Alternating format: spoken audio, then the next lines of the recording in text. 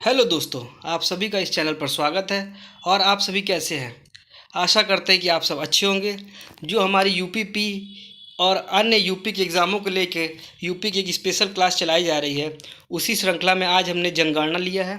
जनगणना एक important topic है जिससे हर एग्ज़ाम में काफ़ी क्वेश्चन पूछे जाते हैं, और इसी को ध्यान में रखते हुए जिससे कि आपका एग्ज़ाम जल्द ही होने वाला है, उसके लिए हम यूपी की जनगणना लेके आए हैं, जिसमें हम आपको ज़्यादा से ज़्यादा जनगणना के बारे में कवर कराएंगे और जिससे कि आपको एग्ज़ाम में काफ़ी फ़ायदा होगा। चलिए थोड़ा बहुत जनगणना के बारे में समझा जाए और जाना जाए आखिर जनगणना क्या है। देखिए, अगर जनगणना को हम समझना चाहें तो ये कहा जा सकता है कि एक पर्टिकुलर टाइम पर एक पर्टिकुलर एरिया में जो लोग रह रहे हैं, जब हम उनकी गिनती करते हैं तो वही जनगणना कही जाती है। जैसे कि मान लीजिए कोई व्यक्ति कानपुर का है, तो अगर हम कानपुर का जो लोग हैं उनको एक पर्टिकुलर टाइम पर भी गिनती करते हैं तो उसको जो है कानपुर की जनगणना कही जाएगी। ऐसा नहीं है कि हम उस समय लखनऊ के लोग या फिर इटावा के लोग या आसपास के लोगों को और भी ऐड करें, ऐसा नहीं होता है। जनगणना को में एक पर्टिकुलर समय पर एक पर्टिकुलर क्षेत्र के लोगों को ही गणना किया जाता है। अगर हम इसकी परिभाषा के रूप में समझा जाए तो इसको ये कहा जा सकता है कि एक नियमित समय पर किसी क्षेत्र में रहने वाले लोगों की गणना करना ही जनगणना कहलाती है। देखिए, इससे भी हम समझ सकते हैं कि एक नियमित समय पर एक नियमित समय है, उसमें किसी भी क्षेत्र में रहने वाले लोगों की संख्या को जनगणना कहा जाता है। जो हमारा जनगणना है, अगर भारत की जनगणना देखी जाए तो उसका इतिहास बहुत पुराना है। ये 19वीं शताब्दी से इसका जनगणना चल रही है।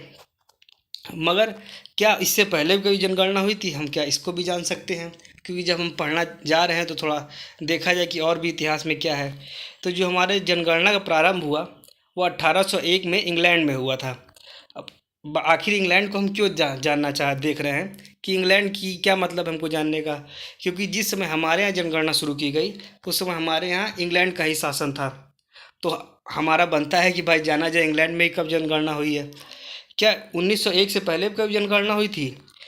तो उसका आंसर है हाँ, क्योंकि 1990 में अमेरिका में भी जनगणना शुरू की गई थी। तो एक बार देखी गई थी, अमेरिका में भी सेंसस किए गए। फिर जब इंग्लैंड में 1801 में जब जनगणना हुई तो उसी के समय इंग्लैंड का ही शासन हमारे यहाँ चल रहा था भारत में।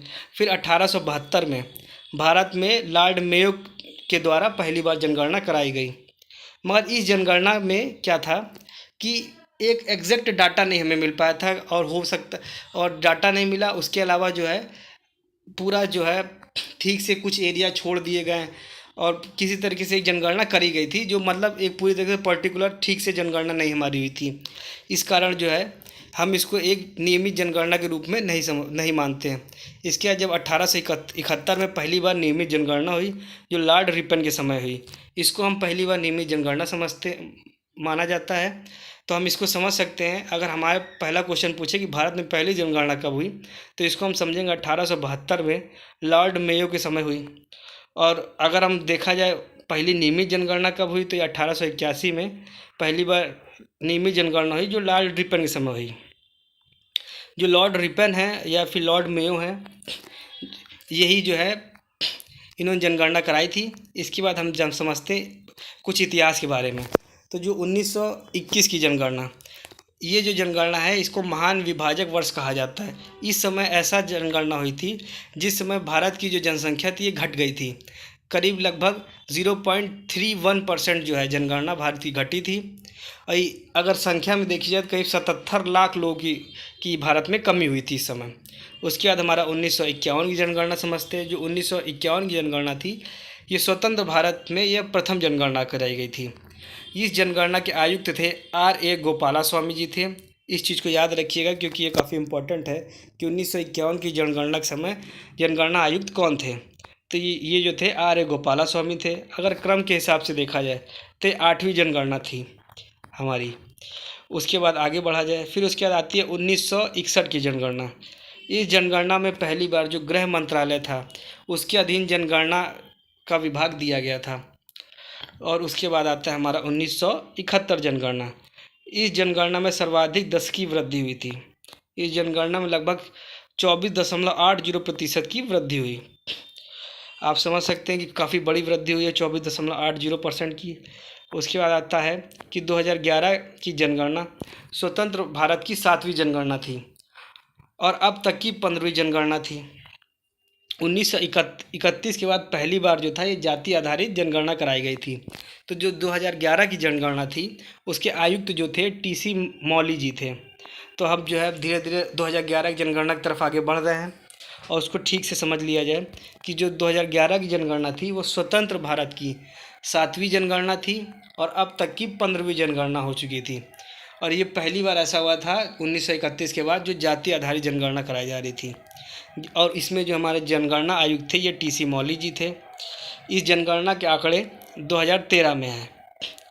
भारत विश्व के 2.4% क्षेत्रफल में है। आपको पता होगा कि जो 2011 की जनगणना आई है उस समय हमको ये पता चला कि विश्व का हम 17.5% जनसंख्या है भारत में, मगर जो भारत का जो क्षेत्रफल है विश्व का ये 2.4% है। ये काफ़ी इम्पोर्टेंट है। 2011 की जनगणना के अनुसार भारत में 121 करोड़ लोग लगभग थे। अब लोग की जनगणना हुई। भारत में उत्तर प्रदेश का क्षेत्रफल 7.3% है और उत्तर प्रदेश की जनसंख्या जो है कुल 19,98,12,341 है, जो भारत की जनसंख्या का 17.5% था। और भी जो सबसे इम्पॉर्टेंट है इस जनगणना में जो था, जो शुभंकर हमारा था 2011 की जनगणना जो शुभंकर था ये था प्रागणिक शिक्षिका। अब आपको पता होगा और जनगणना जब हम पढ़ रहे हैं तो एक चीज़ और भी याद रख लिया जाए कि विश्व जनसंख्या दिवस जनगणना दिवस जो होती है जनसंख्या दिवस वो होता है 11 जुलाई को। चलिए दोस्तों अब आगे देखा जाए उत्तर प्रदेश की जनगणना क्षेत्रफल की दृष्टि से। उत्तर प्रदेश भारत का चौथा राज्य है अगर क्षेत्रफल की दृष्टि से देखा जाए। उत्तर प्रदेश का जो क्षेत्रफल है 2,40,928 वर्ग किलोमीटर है और क्षेत्रफल दृष्टि से अगर राज्यों का क्रम देखा जाए तो वो है प्रथम पे है राजस्थान, द्वितीय पे है मध्य प्रदेश, तृतीय पे है महाराष्ट्र और चतुर्थ पे है हमारा उत्तर प्रदेश। इस चीज़ को बिल्कुल याद रखिएगा कि प्रथम पे है राजस्थान, दूसरे पे है जो हमारा मध्य प्रदेश, तीसरे पे महाराष्ट्र और चौथे पे हमारा उत्तर प्रदेश है। जनसंख्या की दृष्टि से उत्तर प्रदेश जो है प्रथम स्थान पर है और उत्तर प्रदेश की जो जनसंख्या है वो है 19,98,12,341। 2011 में उत्तर प्रदेश में कुल 71 ज़िले थे। आपको पता होगा कि जब 2011 के समय जब जनगणना हमारी हुई थी उस समय उत्तर प्रदेश में कुल 75 ज़िले ना होकर सिर्फ 71 ही ज़िले थे। बाद में शामली, हापुड़, संभल और अमेठी ज़िले 2013 में इनका निर्माण किया गया और इस समय जो है कुल पुराने जो 2011 के 71 ज़िले और जो 2013 में 4 और ज़िले बने उसके साथ अब हम 75 ज़िलों के साथ उत्तर प्रदेश है। अब हमारे आगे बढ़ते हैं उत्तर प्रदेश की जनगणना।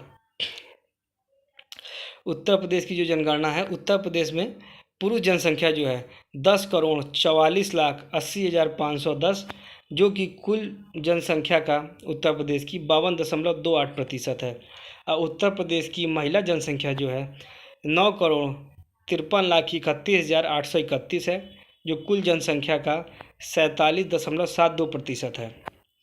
चलिए अब थोड़ा जानते हैं उत्तर प्रदेश के घनत्व के बारे में। जो घनत्व हम आखिर कहते किसे हैं इस चीज़ को हम समझते हैं। प्रति वर्ग किलोमीटर में जो हमारा 1 वर्ग किलोमीटर है उसमें कितने व्यक्ति रह रहे हैं इसको जो है हम घनत्व कहा जाता है कि पर किलोमीटर में जितने भी व्यक्ति रह रहे हैं उन्हें घनत्व कहा जाता है। तो उत्तर प्रदेश का जो घनत्व निकला था 2011 की जनगणना के अनुसार अब तो काफ़ी ज़्यादा हो चुका होगा जिस हिसाब से हमारी जनसंख्या बढ़ रही है उसको देखते हुए, मगर जो 2011 में घनत्व था वो 829 व्यक्ति प्रति वर्ग किलोमीटर था। आखिर जो घनत्व होता है उसका जो फॉर्मूला जो लगाया जाता है घनत्व इक्वल टू कुल जनसंख्या ऑब्लिक कुल क्षेत्रफल। 2001 में जो था 690 व्यक्ति प्रति वर्ग किलोमीटर था। 2001 के समय जो था हमारा जो घनत्व था 690 था और जो 2011 में घनत्व 829 हो चुका था। जो जब हम देखते हैं कितना घनत्व बढ़ा था तो हमारा 2001 से 2011 तक 139 व्यक्ति प्रति वर्ग किलोमीटर वृद्धि हो चुकी है। अब इस समय तो हमको लग रहा है काफ़ी ज़्यादा वृद्धि हो गई होगी। चलिए दोस्तों थोड़ा लिंगानुपात के बारे में जानते हैं। इन सारे चीज़ों को काफ़ी ध्यान से देखिएगा। आपका एग्ज़ाम काफ़ी ज़्यादा नज़दीक है। इस चीज़ को देखते हुए हम तेज़ी से क्लास को कंप्लीट कर रहे हैं, जिससे कि आपको सारे ही टॉपिक देखने को मिले और आप सारे टॉपिकों को ज़्यादा से ज़्यादा प्रिपेयर कर पाएँ। ठीक है, चलिए दोस्तों आगे देखते हैं लिंगानुपात। जो लिंगानुपात होता है, प्रति हज़ार पुरुषों पे महिलाओं की जो संख्या होती है उसे लिंगानुपात कहा जाता है। थोड़ा टाइपिंग में लग रहा मिस्टेक हुई है, तो ये 100 ना होकर प्रति हज़ार कर दीजिएगा। प्रति हज़ार पुरुषों पे महिलाओं की जो संख्या होगी वो लिंगानुपात कहलाएगी। तो 2011 के अनुसार 1000 पुरुषों पे 912 महिलाएं थीं।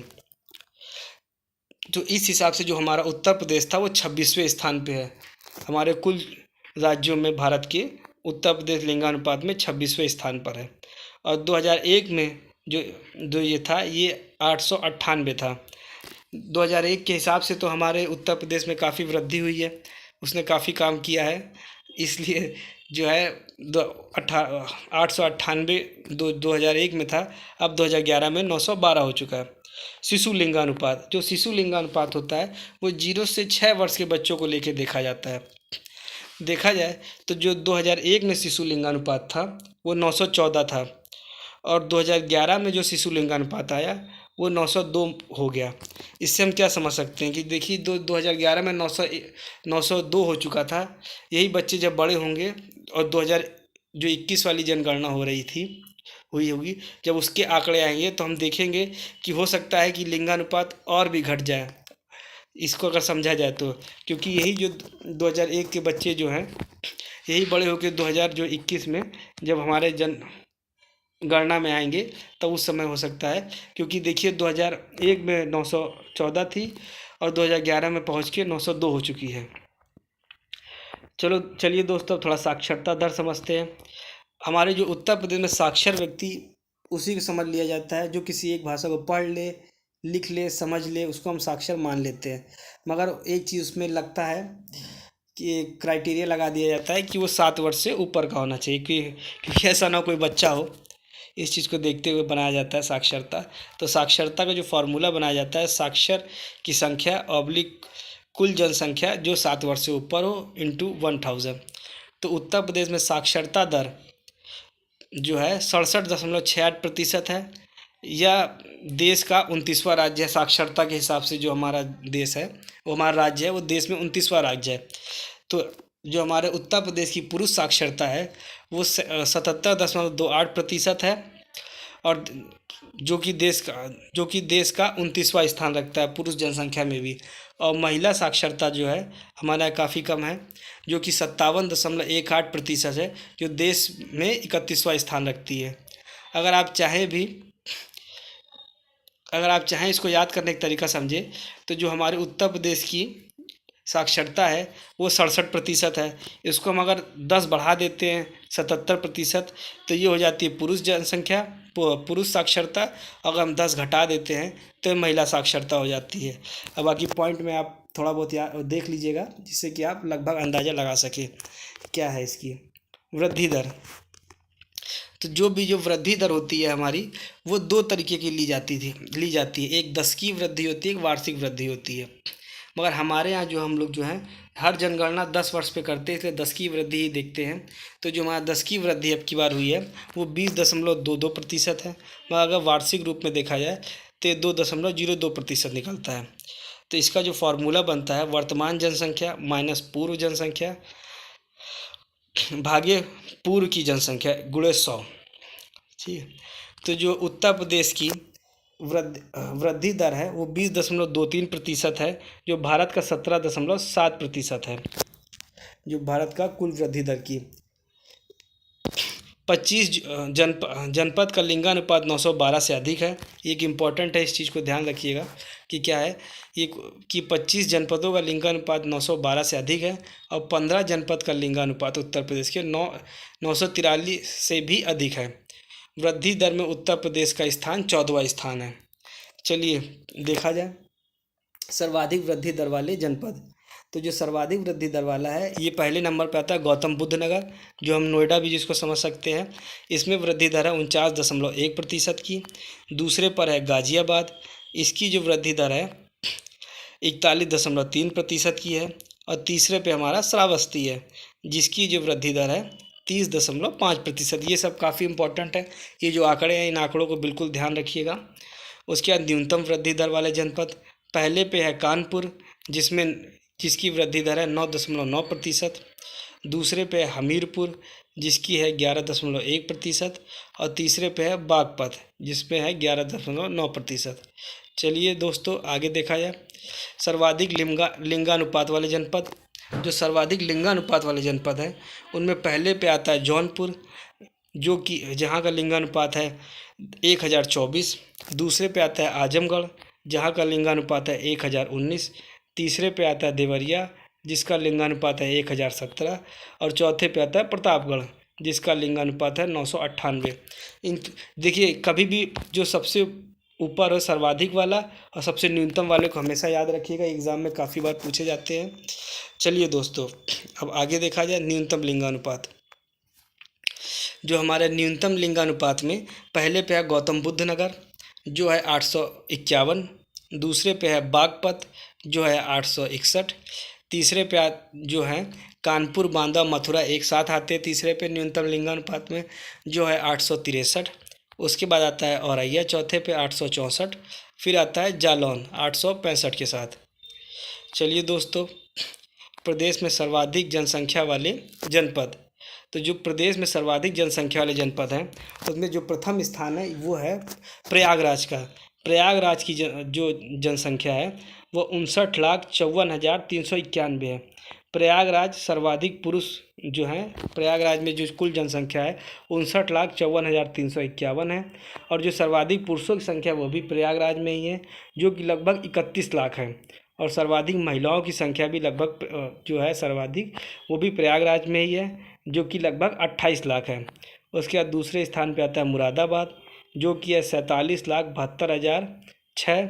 और तीसरे पे आता है गाजियाबाद जो कि है 46,81,645।